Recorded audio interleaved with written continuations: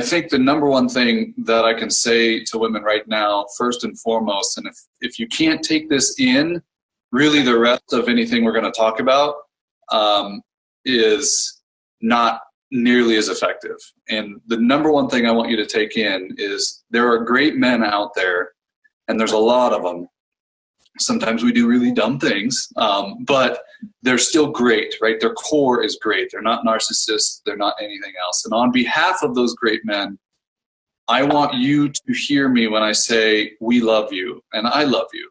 And I think it's an important thing to absorb, because we get caught up, particularly if we're single, in what that guy did in the past, or I had sex and he just left, or whatever it may be, right? Like there's some frustration around the one thing that we really, really, really want the most, and that is love. And I just want you to come from a healing place, knowing that men do love women. In fact, you are the most powerful thing to us. You are the most powerful energy on the planet, potentially in the universe. That feminine energy has been responsible for the rise and demise of some of the greatest leaders in the world, and the rise and demise of entire countries and wars. I mean, it really is the most incredible thing, because we as men are so driven by you, and we in fact need you.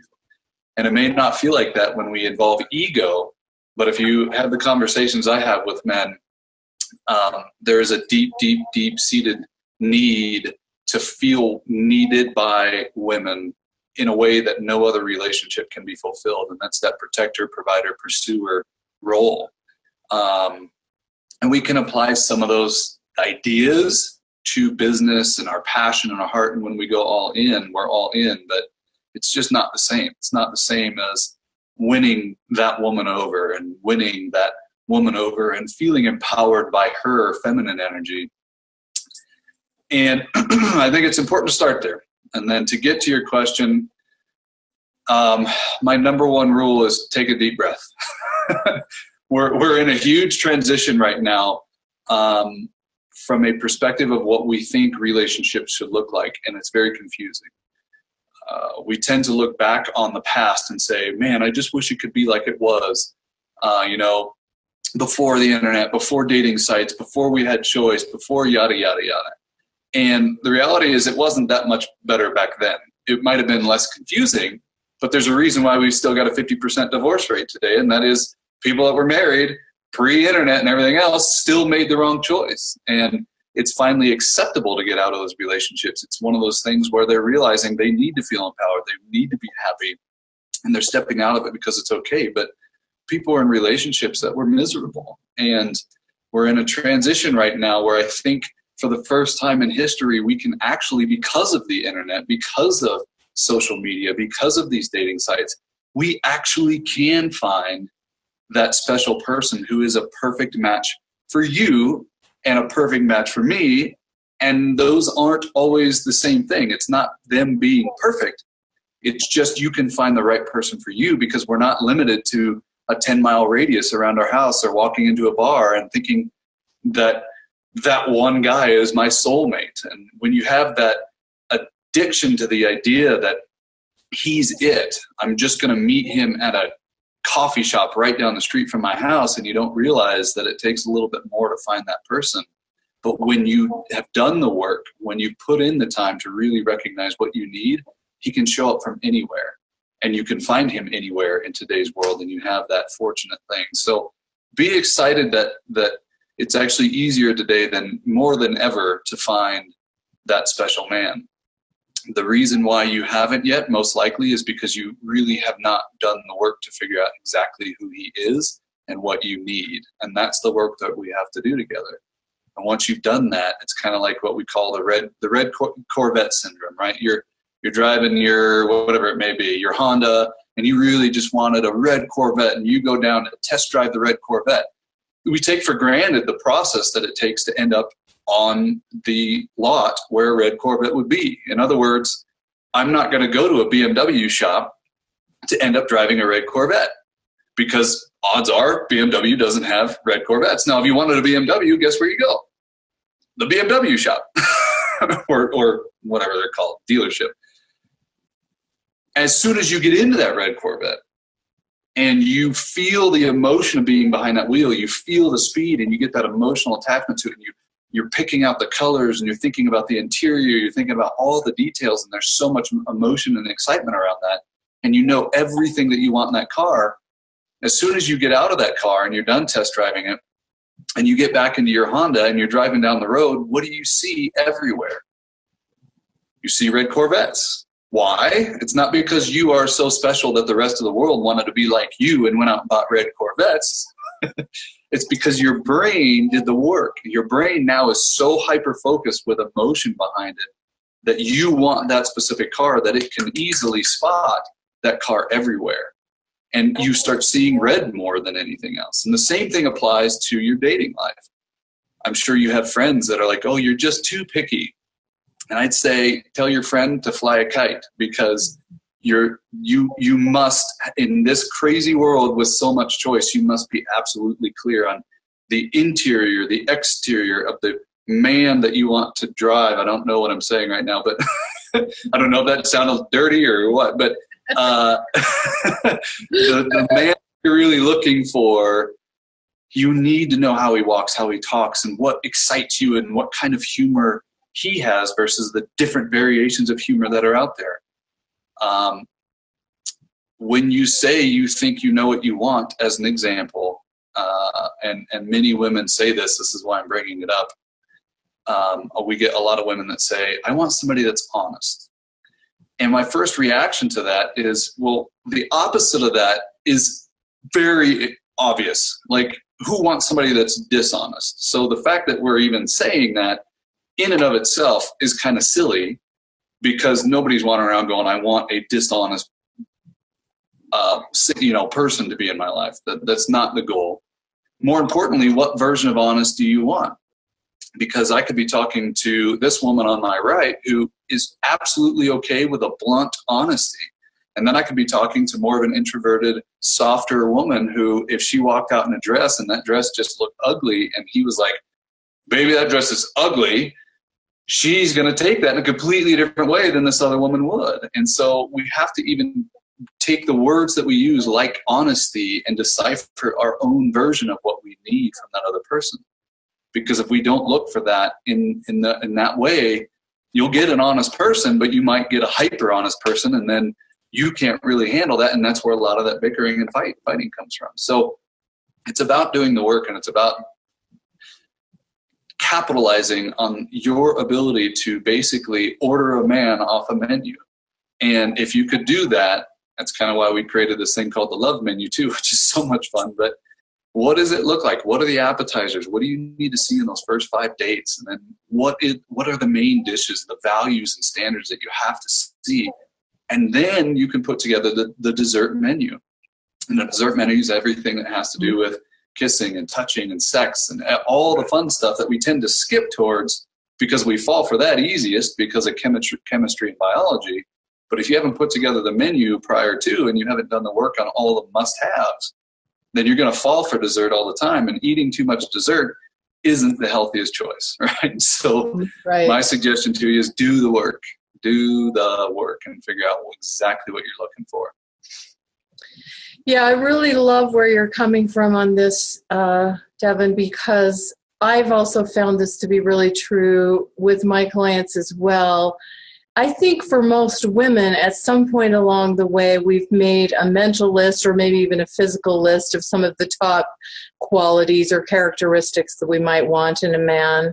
And sometimes it does tend to be slanted towards how he looks or the chemistry piece or that sort of thing. Some of the things that you might have talked about in terms of dessert. But the heart and character qualities and really knowing how this person's going to show up in your life day after day is really essential. And another piece of work, and I think you are on the same wavelength here with me, is that I have my clients do is to get deeply in touch with not only what you want or what you think you want, but why you want it and what would make you feel most loved, cherished, adored, what your deepest love, wants, and needs really are. And it's interesting because so many times women will say to me initially, oh, I know exactly what I want. I've thought about this for years. And it's like the list, right? But I think what we're talking about here, if I'm understanding you correctly, and I really resonate with this, is we're talking about a whole deeper level of understanding, which makes it possible for a woman to see, recognize, stay out of the right guy and stay out of the weeds with the wrong guy, potentially. Yeah. Does that sound right? That's exactly right. I look at it and I think so many of us want a relationship so badly that we're afraid to filter quickly. In other words, we give people additional chances, and I'm actually not a big fan of that. I think if you get absolutely clear on what your values and standards are and what you need to see from even before the first date, right? So many women ask me, where are the chivalrous men? And I don't think they've gone away, because I see guys doing it all the time. They're more than willing to open up the door, but you have a role in this as well, which is you need to set that standard. And one of those standards, as an example, in the beginning, before you even go on date number one, is, do you want him to text you and ask you out? Or do you want him to be a man and pick up the phone and call you?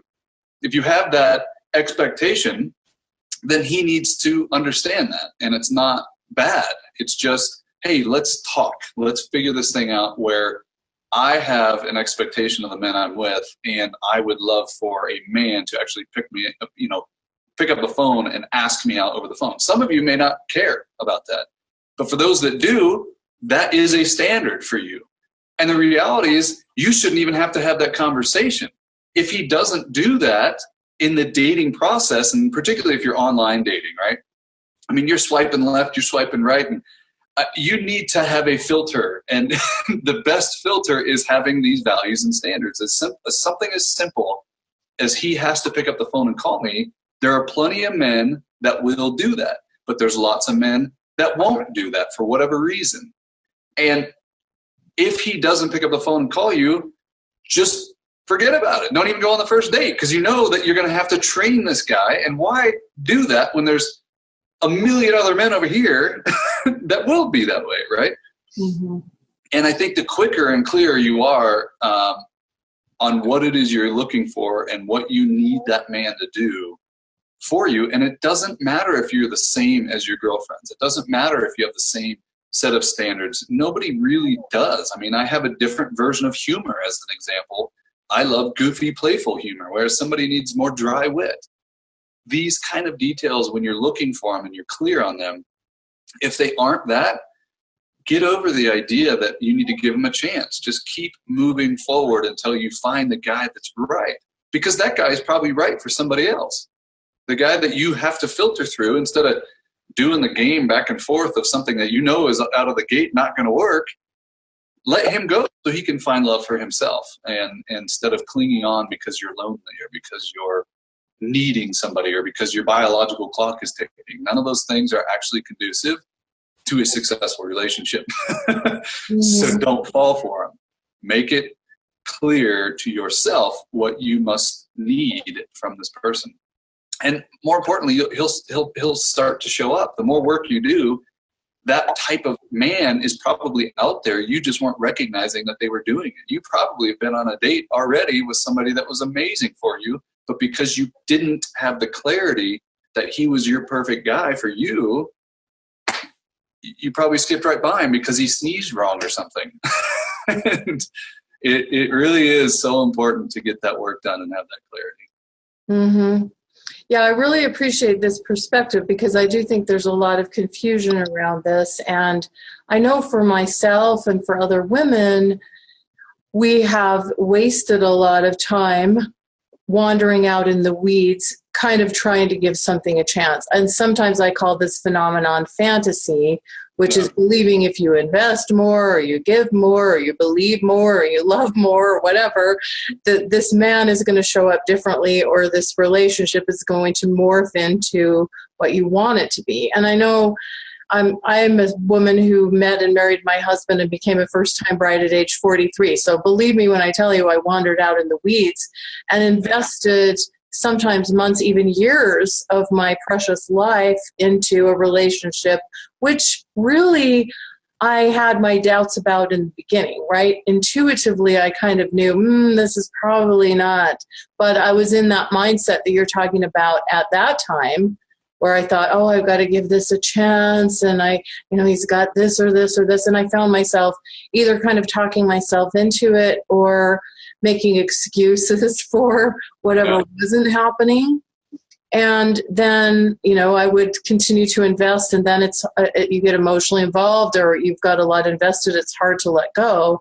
Mm-hmm. And so for me, that was a lesson I feel like I learned the hard way. And I think there is a lot of confusion out there. A lot of people do say, well, give it another chance, and, give him more of a chance and see if it can turn into something. But I'm with you. I find that I encourage my clients now to be clear and to be more discriminating about who they spend their time and how they invest their time. Our life energy, I believe, is one of our most precious resources. Yeah. And I think that kind of clarity that you're talking about is something that a lot of people think they have. I thought I had it, but it wasn't until I did my own deeper work that I really had it. So I think what we're talking about here is really, really significant. And I think also because we do live in a world of choice, sometimes it can be really confusing about the choices that we make. And so we do kind of need that North Star. Some women are probably sitting here saying, well, I don't feel like I have any choice at all. But the truth is that we can create choice, and we can create opportunity for ourselves in ways that may have never been possible in the history of the world. And women have a lot of options and a lot of choices into how they choose now. We don't have to choose based on, at least not for the most part, who's going to be able to support me so that I can actually live and have, what I have: food, clothing, and shelter, right? Yeah. Women are more in that place of choice, and that also can complicate things in certain ways. And I know you talk a lot about feminine energy and masculine energy, and how we kind of show up in the world. And I'd love for you to speak to that a little bit more, because I think there's a lot of confusion around that as well. Well, there's a lot. I really appreciate people that are in this world wanting to make a difference in other people's lives, those that would call themselves coaches. And I think that their heart and their intent usually is in a great place. But my one wish for them and for you is that a lot of them truly understand what you're talking about before you go out and start coaching people. And here's what I mean by that. Even in terms of feminine coaches teaching the feminine space, the feminine goddess, all of that stuff, they're about 90% to 98% accurate on ways that you can embrace the feminine energy. But there is one common confusion that I've found just around the feminine energy, and it's a misconception about our human side, or the lizard brain, and where everything is processed through, that we kind of ignore, because we have a tendency to talk about the feminine and the goddess. And when we're talking about those things, we're referencing more the spiritual side instead of the human side, right? What is that feminine energy, and how am I showing up in the world? And if I do the work spiritually, all that stuff is so true. But there is a genuine human feminine side. And one of the most interesting things about that is I've heard many coaches telling women that the masculine is a penetrating force, and it is an action-oriented force. And the feminine is actually a very still, stationary, open, and receiving force. To a certain extent, that is true. But there is one step deeper into that, and that goes back to, like, come on a journey with me real quick. If we go back to, like, caveman, or not caveman, but like tribal days, right? So we're living in these communities, we're living in these, maybe there's 200, 300, 400 people in this community, and they don't know there's an outside world. They don't know anybody else exists. It's just their little world. The vast majority of the time, men we still to this day get deemed the action takers and the, wow, look at the action that man takes. But the reality is, back then, over thousands and thousands of years, they didn't do a whole lot. The men did not do a whole lot. They were, because of the action they took, it was huge action because it was feeding the entire tribe, as an example. When they had to go hunt these giant beasts, they were taking care of their entire tribe. That's an important role. When it was time to protect from some outsiders that were coming to fight them or kill them, that's an important role. But we don't realize that didn't happen very often. Like that, nobody even knew we existed, and they could have been 300 miles away, because in order to go that far, you're crossing 300 miles on horse or walking.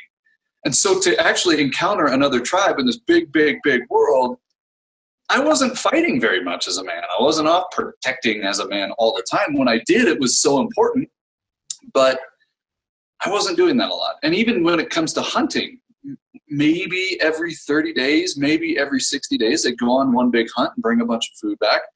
And then that's what they'd survive off of for another 30 to 60 days. So what were men doing on the vast majority of the time, from my understanding and studying history, is we were in council. Men were sitting around in tribe and in council, and they were strategizing, or they were planning, or they were whatever. And over thousands of years, if you've ever seen the YouTube video that talks about the spaghetti brain versus the box brain, and men are box thinkers, we move into one box and we're in that box. You come ask us a question, we got to get out of that box before we can move into a different space and be in that space, right? And so we're very much focused and hyper-focused on one thing at a time, whereas the woman's brain is more like a bowl of spaghetti. You stick a fork in to grab one noodle, you're pulling out a whole bunch of noodles, right? So, yeah. And it's a beautiful thing. We're just very different in that way. And part of where this evolved from is this idea that men sat around and we focused in tribe together as men, and the women were the ones taking action the vast majority of the time.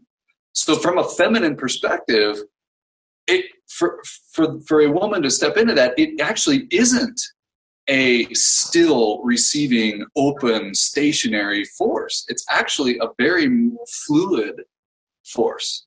If you've ever been stuck as a woman, and then you go take one of these dance classes, or you go and do the big thing for a little while now has been the pole dancing, right? One of my closest friends teaches this pole dancing and this dance in general, and it's to embrace the goddess. But she said it's one of the most powerful things because women are still most of the time, meaning they're trying to be still, whereas their best self is in fluidity. It's in movement. It's in constantly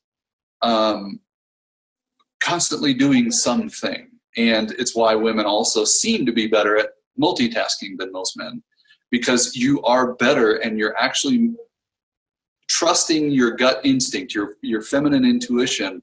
You're trusting it more when you're super busy, when you're moving and when you're doing something.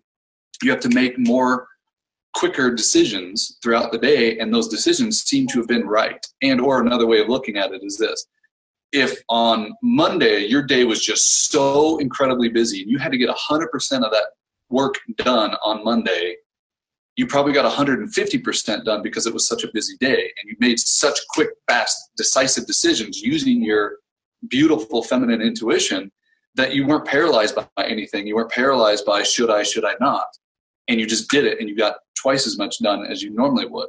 On a day that's a lot slower and you only have to get 20% work done, you probably get 10% of that 20% done because you weren't in that space and you were overthinking all of these decisions. And a large part of that comes from the fact that in tribe, you were taking care of the kids, you were taking care of the elders, you were taking care of the men, you were cooking, you were cleaning, you were making the clothes, you were sewing, you're picking the berries, you're going around, you're doing all these things. It was just constant movement, and the men were stationary. And we're supposed to be that way. If you've ever encountered a man that is totally in touch with his masculine, when you're having a chaotic day, particularly in your brain, he doesn't have to say a word. He can ground you in a second just by his presence, because we are still, and we're supposed to be still. when you're talking to these ladies who are in relationships, right, and they're talking about their guy who's over here on the couch and he just sits in front of the couch with his clicker while I'm up cleaning and doing all this stuff, I ask them, well, why can't you sit? Why can't you stay still?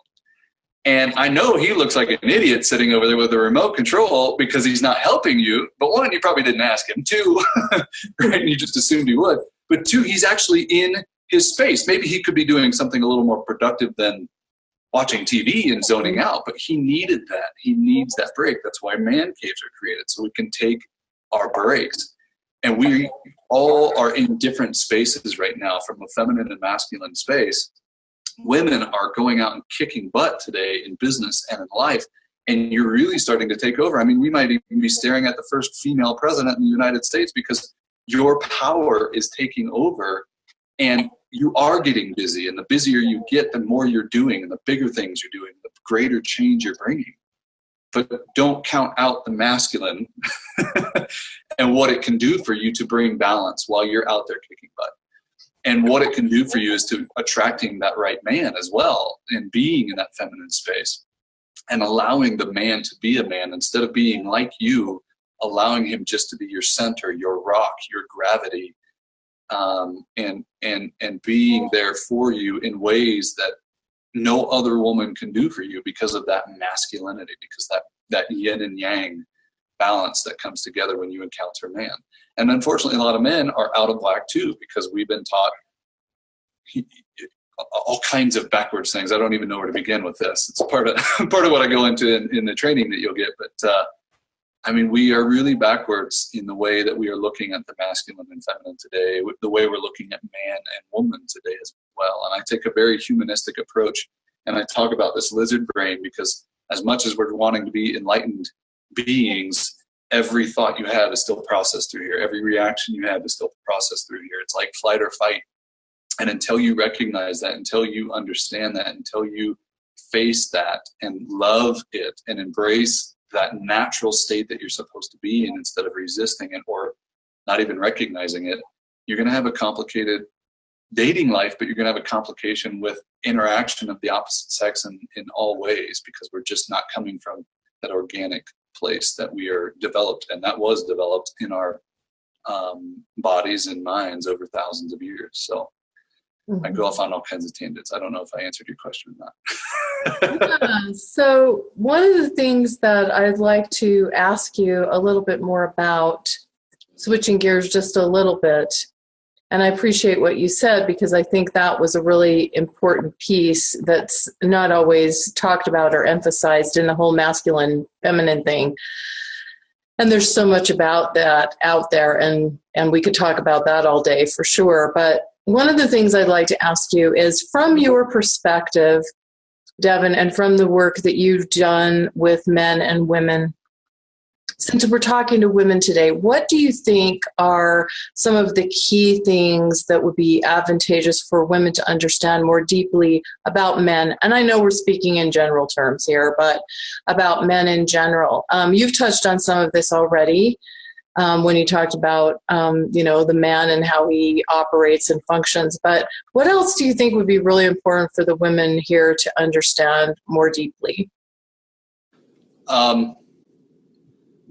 The number one thing that both men and women don't really understand about us as men, because our society kind of teaches us something that is completely backwards, and that is a question that most people think about when regarding men is that we are the less emotional creature out of the two of us.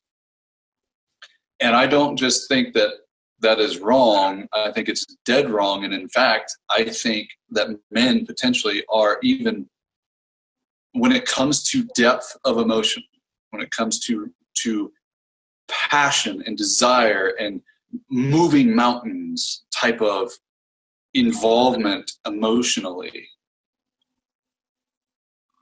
we go to places that I'm convinced most women will never understand because of our depth that we can reach. When a man is all in, he is all in. If he is not all in, he might as well be out in general. We have 3 gears, and it's all in neutral, or I really feel like I want to die, which would be the consequence of going to that all-in state. As an example, if I'm, not just speaking about business or her, we'll talk about that in a second, but if you've ever been around a man who comes up with a business idea and it's just the thing that he knows he's supposed to do, he goes all in 150% all week, 24 hours a day. He is just living and breathing and pursuing this vision he has. And if that business fails, or if it's ever taken away from him, or he built this big giant baby of his and it's taken away, we go to deep, deep, deep, deep dark places. In fact, we want to die. It is not a state of rational thinking. This is why more men have a tendency to commit suicide than women in general, but more men have a tendency to commit suicide without a chemical imbalance. And when we felt so deeply about something, we go to some dark places. And it's the consequence, right? For every action, there's an equal and opposite reaction. For every emotional high, there is an emotional low that comes with it. And if we go to what I call 10, and we reach that heightened state of emotion, which is the highest you could possibly go, which, by the way, going back to tribal thinking, if I had to protect tribe, my emotional awareness and my emotions in general had to be at such a heightened state, because the consequence of not being completely emotionally aware, not being so involved in the idea that I have to go to battle right now, the consequence is death. And it's not just death for me as one of the warriors, it's death for potentially my entire tribe.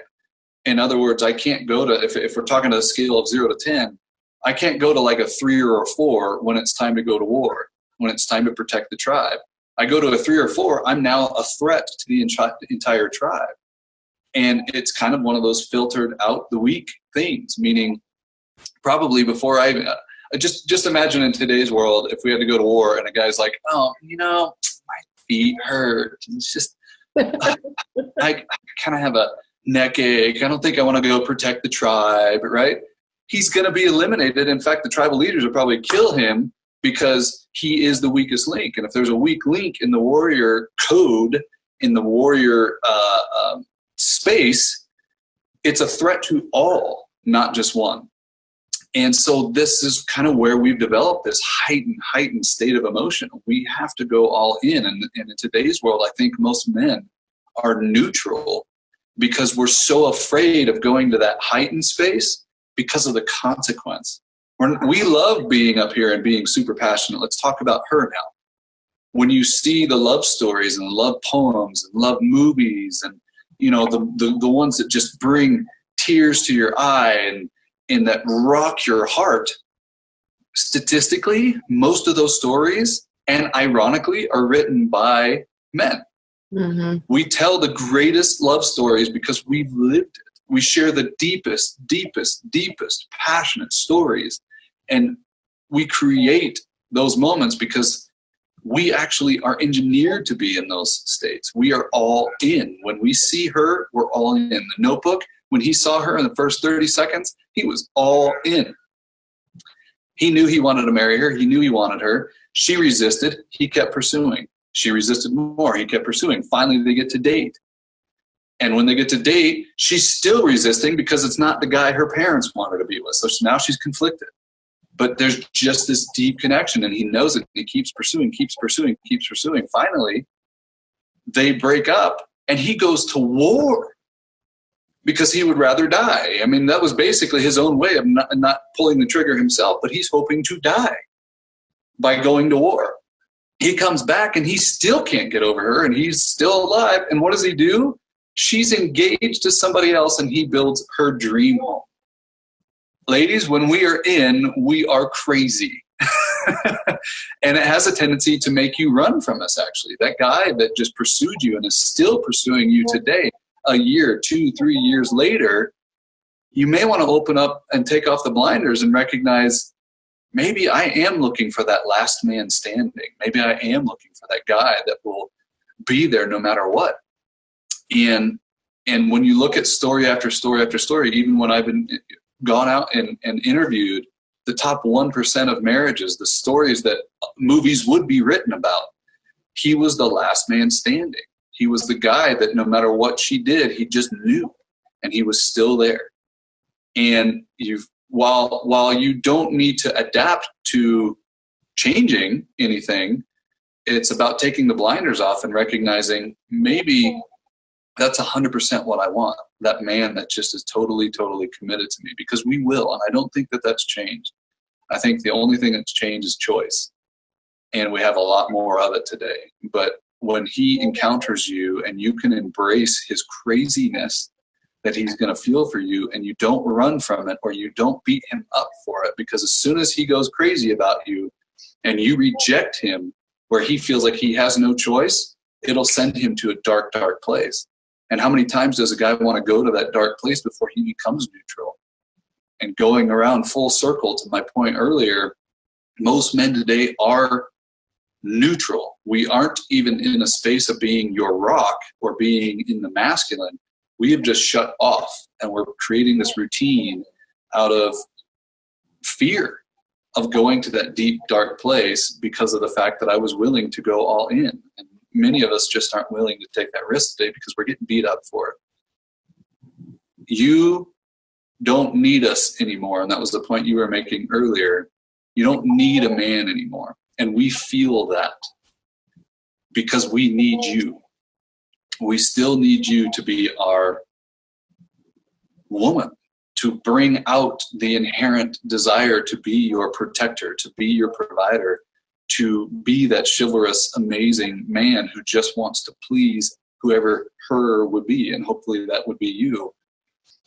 It doesn't take a lot when you're in a heightened emotional space to feel completely rejected. And the reason why a lot of men are walking around with a heightened ego is because we're trying, that's all the more reason why we're trying to protect that. We're trying to totally stay away from this painful place. And so we're pretending and we're wearing the I'm tough, I don't need you, I don't need anybody kind of mindset. And we're off jumping out of planes and jumping off rocks. But I guarantee you most men would rather have you in their life if you were just open to them being that deep, passionate, emotional self.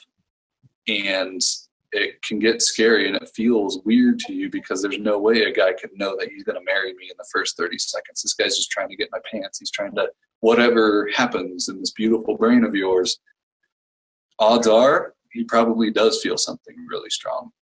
We do a lot of dumb things around that. And sometimes that strong feeling isn't what we would call love or long-term commitment. Sometimes that strong feeling about you is biology. It's chemistry, but we're still going to pursue you the same way. We get a bad rap because he doesn't know how to he doesn't know how to communicate his emotions well. When he pursued you and then you have sex and all of a sudden he disappears. Most men I talk to don't want to be that guy. They don't want to be that guy who just gets a bad rep for taking advantage of women. Most men aren't that way. We just don't know how to deal with the fact that I was biologically all in on you and I told you some crazy stuff. I want to have your babies. Let's get married. They need some more emotional intelligence on that side of the spectrum to not say those crazy things and still feel passionate without being and saying crazy stuff. But understand that most men are not attempting to harm you, and most men are not attempting to take advantage of you from a sexual perspective or from a relationship perspective. We were just confused in our own brain as to whether this was chemistry or whether it was you or whether it was you and chemistry. And those are three very distinctly different things. Mm-hmm. Most of the time, it's going to be biological. It's not going to be you and chemistry because I just met you. So it has to be somewhat of a biological connection. What I do after that is important for men to understand, and I'm helping them understand that for the most part. But ladies, give him the opportunity and be open, and don't be afraid to give him that opportunity. And don't be afraid to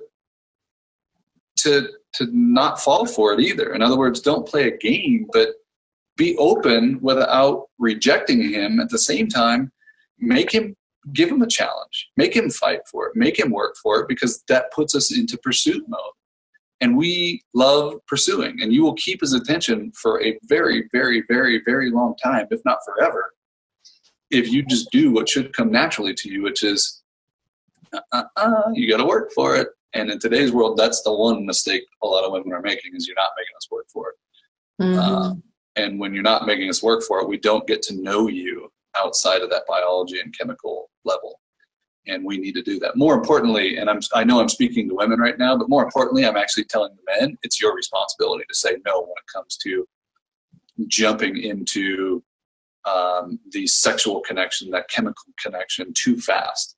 And in fact, it does nothing but serve you to actually look at her and tell her no, because you ladies know better than anybody. No is not a word you hear very often from a man when it comes to sex or kissing or passion or any of that stuff. We are usually dum-dums when it comes to that.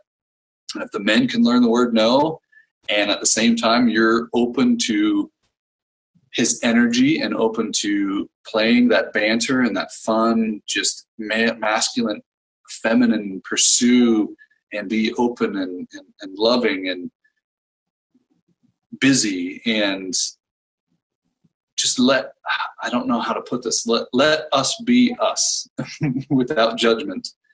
And I bet you'd be really, really, really surprised as to what you get out of a man.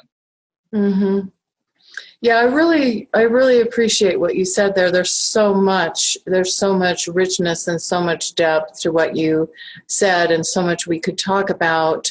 One of the things that really struck my heart as I was listening to you speak, and I'm so glad you talked about this, was the depth of emotion that men are capable of feeling. I mean, I know for myself, some of my very favorite love songs of all times are written by men. And I mean, they're like the kind of love songs that just, like make me cry, move me in ways that I can't even describe, like you were talking about. And I guess a big part of this is for a woman to make it safe for a man to emotionally go to some of those places. And I think when we think of safety as women, a lot of times we think of our physical safety. Of course, there's the emotional safety as well. But I think we don't always think about how important that emotional safety is for a man, to allow that space. And I think that's part of what you're talking about with openness.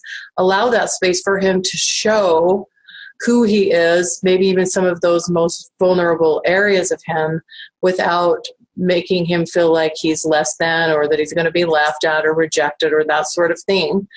And I think that a lot of times it's fascinating to me, there is a perception among some women where they feel like or they think that men don't have the emotional capacity that you're describing. I think that's a very common misconception, because on the outside, a lot of men are kind of the rough and tough, like you described.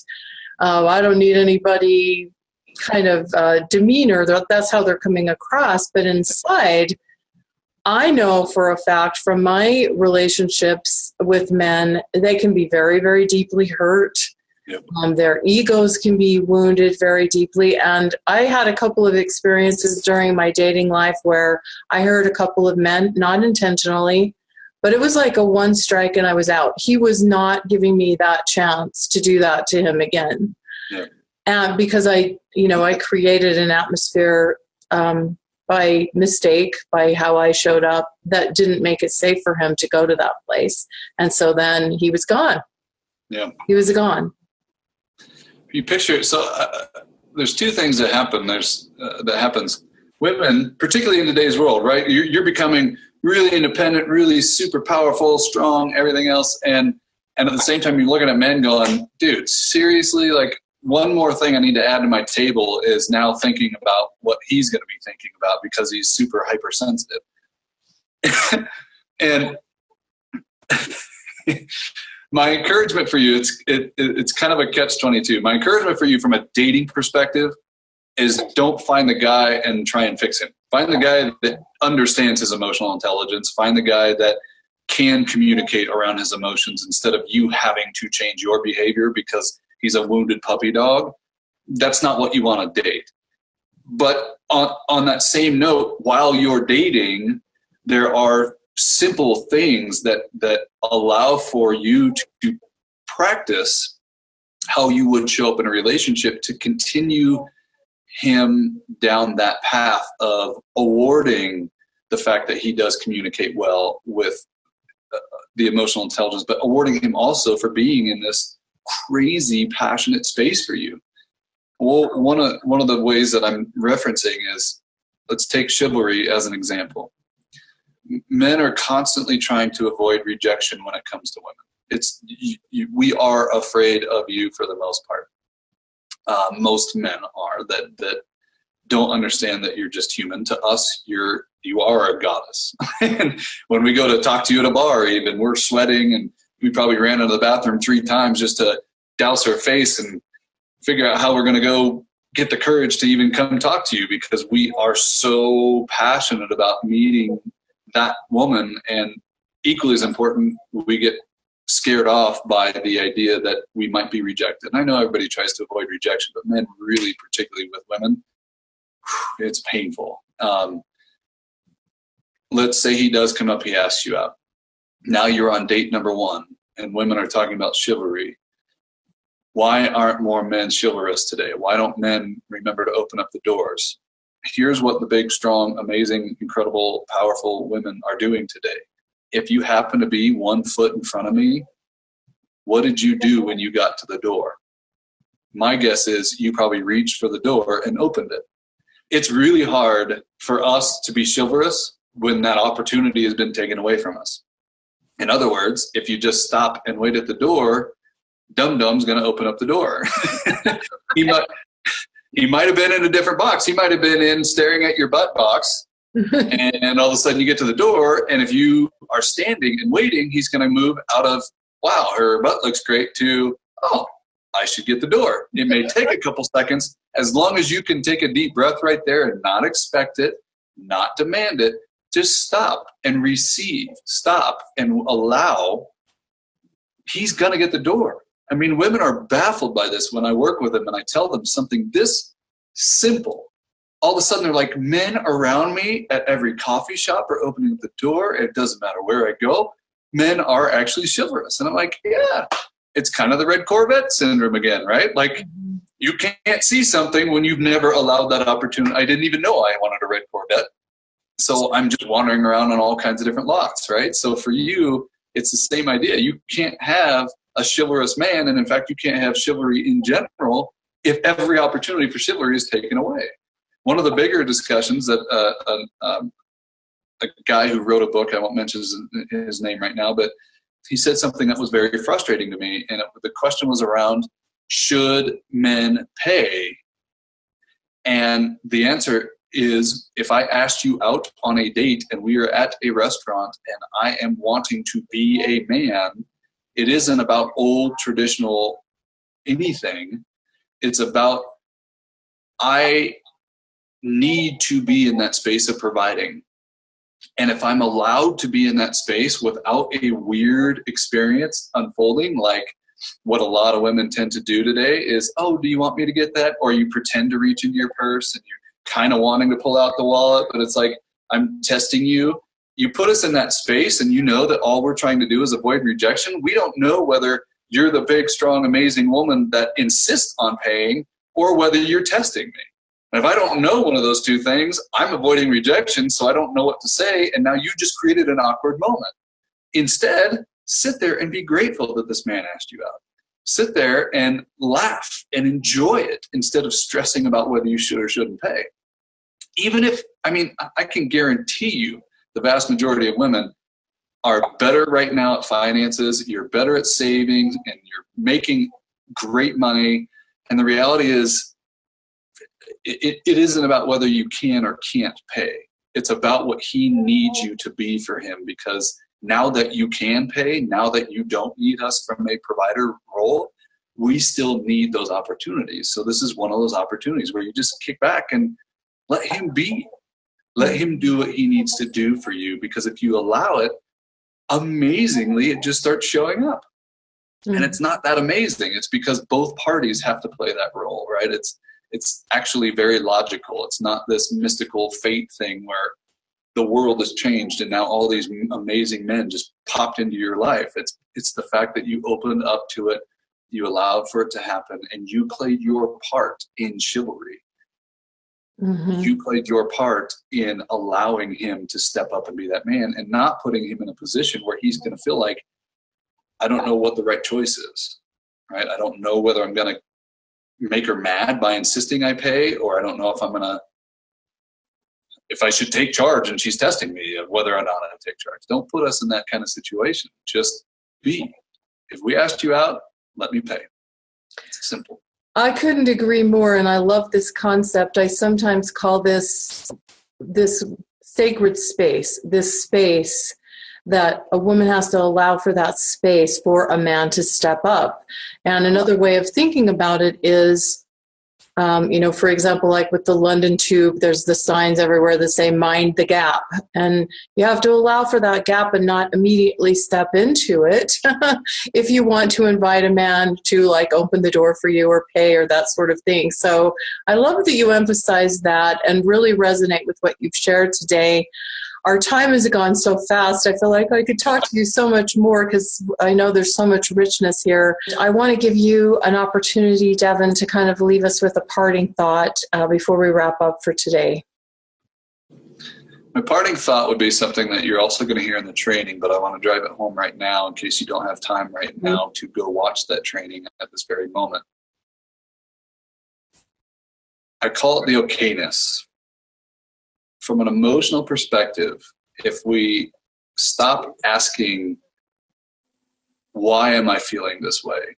And instead just stare at what you're feeling. If you're sad, if you're lonely, if you're happy, if you're joyful, and you allow it, you're okay with how you're feeling right in this moment, you begin to experience life in a new way. You can embrace the emotional side of you. And the more you do that, the more you're going to learn about yourself, particularly in terms of what kind of characteristics you need from the man who comes into your life. And you stop doing what most people end up doing, which is we tend to go out and we tend to attract and end up dating somebody that's identical to us. And when that doesn't work out, we have a tendency to go to the extreme opposite.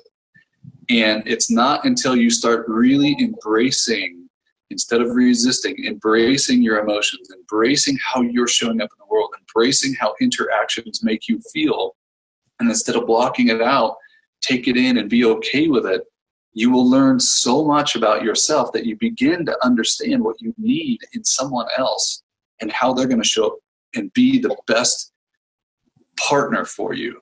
Because we've got to look for a partner, not just somebody we fall for biologically and chemically. If we're going to get into a partnership, and for many of you, your goal is marriage. For many of you, your goal is a long-term relationship. You are choosing a partner. You are not choosing someone because of fate or chance. You have to be aware of what your role in this, I call it a triangle, right? When this half of the triangle shows up and this half comes together, the environment either is conducive to love, or you've chose the wrong partner and it no longer creates a conducive environment for love. And this is the number one reason why most relationships break down and end, is because we forget that it's not about looking to love the person. It's about looking for a partner that I can love, and that creates an environment of love with me. And it's in this space and how we work and interact and communicate to each other in this space of relationship when we come together. That is either what makes successful relationships or destroys them. And so you need to definitely understand how you're showing up in this world and do the work on yourself. Work with the great coaches of this world and let them be the mirror and let them challenge you. And then more importantly, do it. Go out and apply it and be aware of how you're showing up in life. Because if you are, when you recognize and become comfortable with self, and you are so okay with self, it is amazing how quickly you can get clear on what that partner needs to be like. And that would be my number one challenge to you today, is just be aware of the emotional self and be okay with it, the okayness of it. Thank you so much, Devon. I'm really appreciative of everything that you've shared, and I know it will be incredibly valuable to all of those who are listening. And I also want to thank each of you for joining us. Bye-bye for now.